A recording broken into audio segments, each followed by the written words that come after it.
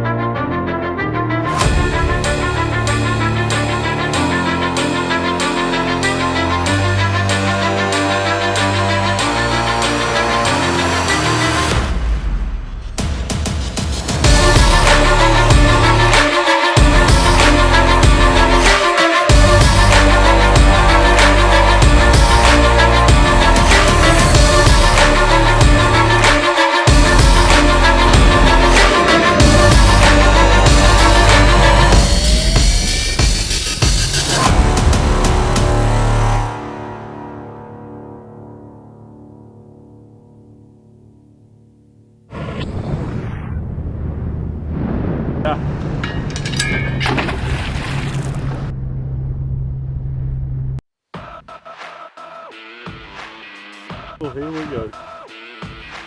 He's got one! Big seat, Bobby! Here it comes. It's coming in. Yeah. He eases up. And once he goes out, he's going to go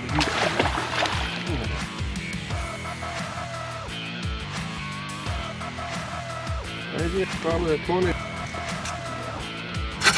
We're just shouldn't start. That's what you call when you have a big fish on. That is a string burn. That is when it's taking out drag. Yep, and you rub. That's it. All right. All set, didn't you, bud? Wildfired.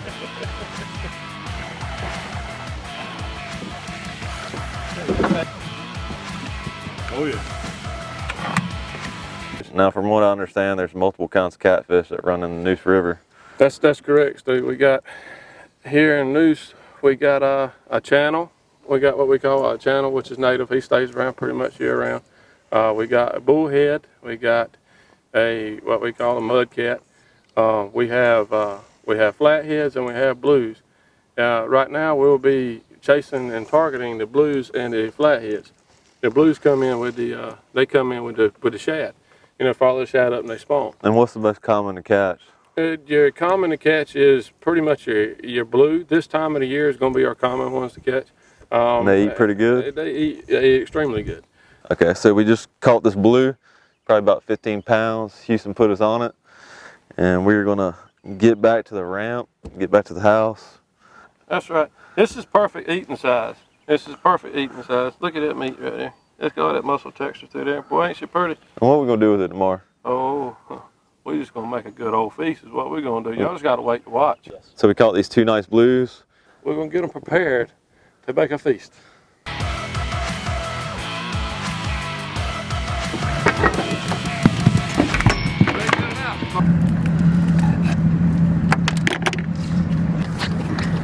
We already got enough for our Wildfired tomorrow, so we're gonna let this one go.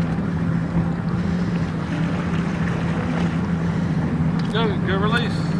That's a good spawning catfish there. She'll reproduce. She was full of eggs. That's the size you want to turn back.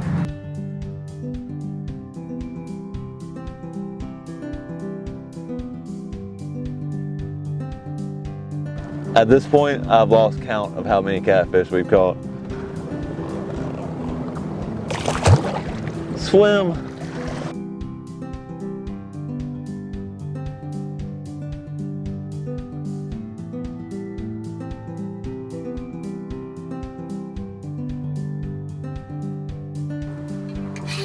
Or a seasoned frying pan supposed to look like. Solid black with a little bit of oil coating inside.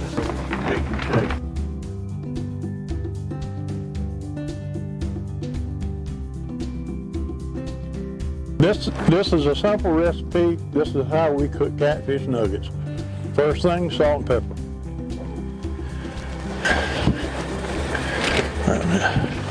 All right. For a second. All right. Now we're going to mix it up so that we get the salt and pepper kind of mixed in. Fish is about like a potato, it'll absorb it. Okay, mix it again. Now this one here is going to blow your mind. Some people call them Ziploc bags, but it's my magic bag. And this one here, we're going to unscrew the lid. We're going to take that mustard and we're going to squirt a good helping right there in the bottom of that bag. And we're going to get that back to the mighty assistant over here. Thank you, Houston. And then we're going to take a handful of this good stuff, like all of it. Here's the magic. You just shut the top. And look at there. Now you can take and coat all that mustard right on to your fish. And people said, I don't think I'm going to like that because mustard on my fish ain't going to taste good. Well, if you can taste the mustard when I get done cooking it, you will amaze me. In my opinion. Well, this is how sultry. If you ever watched old Frank White shows, The Southern Sportsman, and if you ever watched my television show, Carolina Outdoors, you saw this being used. And House Sultry's been a household name for years. You can use all you want. I got 2 bags. I'll put a little bit more in there. So then I just take these cubes, take them out of the mustard bag because they're heavily mustard there, and I drop them right into the butter mix. Okay.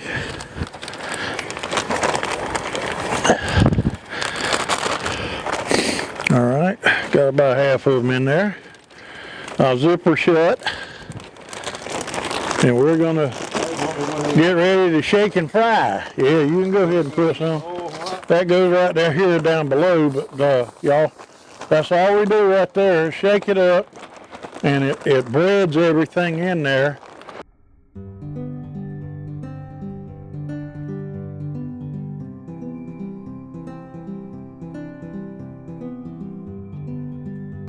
It was made by my father, and he hammered the metal out to make that shape. As you can look right here. You can see the hammer, but it also, these rivets actually came off of a military deuce-and-a-half truck. See some Wildfired going on the Wildfired channel. You can't hardly beat it. Subscribe. Have you tested it? Have you shown them how to test it? Oh, look at there. I don't need to test it when I know it's right. That's called experience. That's right. Ooh, look at that. After how many years? It's been a while. Let me say, possibly 25.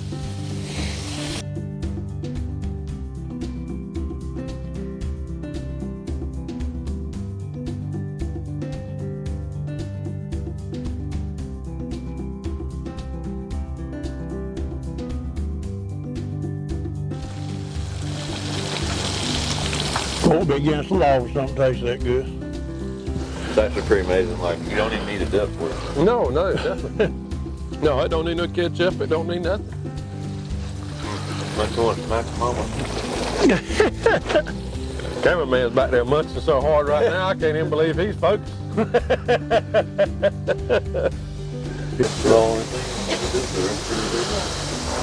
We are getting a pan seasoned. I want to get it up here around 250, 300. I know with it being cast iron, it's going to conduct the heat. So I'm not concerned with my pan being hot as that griddle. Now, you want to ask me why I'm using the grill. I'm blackening this in the pan. If I do it on the open flame, I can't close my heat off. I want to close my heat. That's where the blackening comes from, and I get a little bit of texture of smoke to it. See that sucking that butter right on up? We're about ready to cook already. I'm actually indirect heat right now. I'm not even over the flame. I got this side of the grill on. As you can see, this meat right here is dry as it can get. That's going to absorb all my seasoning. The rub out of this, this rub is what creates the blackening.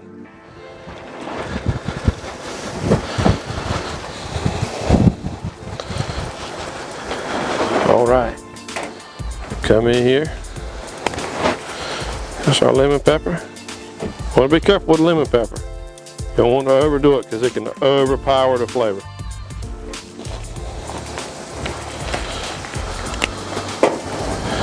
Then we're going to top it with my favorite. Now, understanding I'm not doing the top side. I'll do the top side as it goes into the pan. You guys will see right here in a second. Push the light.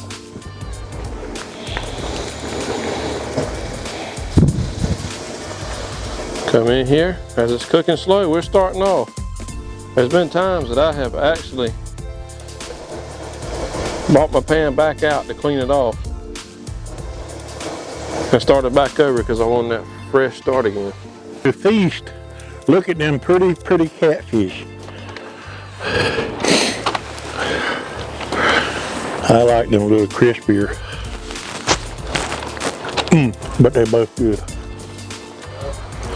We got about a few more minutes and then we're gonna roll these bad boys over and you can see what the cook side looks like. How about that? Oh my, look at that seasoning melting in there. That's crazy, man. Look at that melting in there. Look at the fish drawing up. Look at that. Look at that. Look, see? What color it's supposed to be? Oh. That ain't black. Oh. That's called a browning one, ain't it? Oh. All right, you see what you just said a while ago about you pick it up and the seasoning falls off? Yeah. That's Look okay. Yeah, that's fine because that's why we got the top side cooked, right?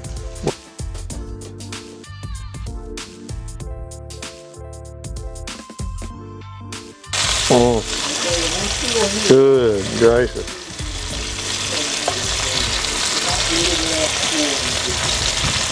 Good gracious. So yesterday you saw the video, we went out and caught this, and they gave us two really great recipes. Well, I don't know if this is good yet. I don't know, it might be so hot you can't taste it right in a minute. It might be better than yours. Yes. Yes. I'll lie not to you. Where'd you get this recipe from? Okay, so He created it. me and my wife, we have got on this kick of loving to cook on cast iron. Me too. Here, Done Dad, a get you flounder. a piece of it. Or two. Or three. That's top shelf. I have to say, it's a lot better than I thought it would be. Okay, Man, is I'll that put good. this right here in the camera. Catfish is kind of a flaky fish. You see the layers? Muscle textures there? But you know what it is? It creates and hides so much moisture and so much flavor. Every layer creates a flavor in there. Oh my God. Go. Yeah. I just want to thank Houston Blake. We did a video with his dad last weekend. And I was kind of sad he wasn't there, but it was so awesome that they could be here together today to do these recipes together. It really is. To me, yeah, my wife and my son was here today. 3 generations here today. I mean, 3 generations. Something to kind of moderate the time to get back home.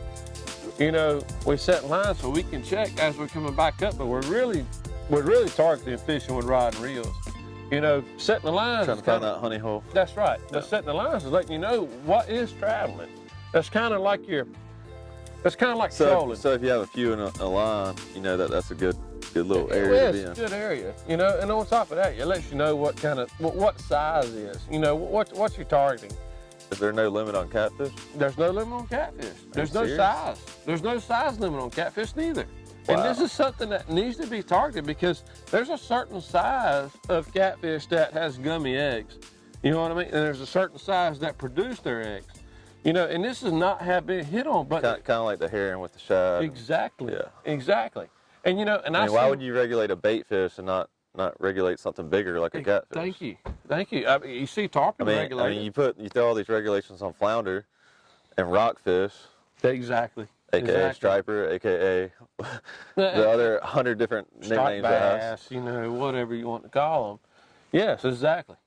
And I'm so proud and so thankful for what they created. You know, Noose River Catfish and Noose River Talking about Anglers. the Facebook page. Yeah, the Facebook page, Noose River Anglers, I believe. Chris Spencer, he's part of it. I think he was the main, and Brad Carnegie, he was Bradley Carnegie. Thanks for letting me join, by the way. He was, them 2 boys, they created this thing, and you know, and I really honestly believe that they put a program in on catch, photo, and release.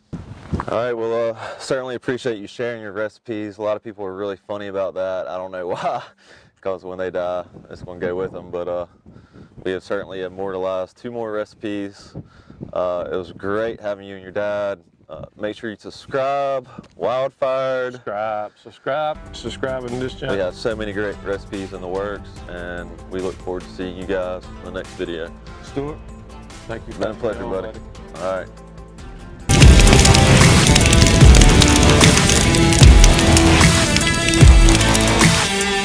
I look like a hoodlum with my hood on. Yeah, I gotta take that off. I came out of the hood swamp. They also got something that we're going to show you on video tomorrow. Don't get too close down there. Don't you worry. Don't you worry. Bloopers, baby. Video. It's really hard to dry out catfish, though. Depending on the thickness. I mean, now if we That was kept the pretty small ones, yeah, that was a huge piece of meat that we were dealing with. That's what she said. Yeah, that's right. Everybody knows nowadays, social media, I mean, right now we're going through a crisis as we speak of coronavirus. And we've gone through this on... We're not shooting anything today. We're just shooting a video.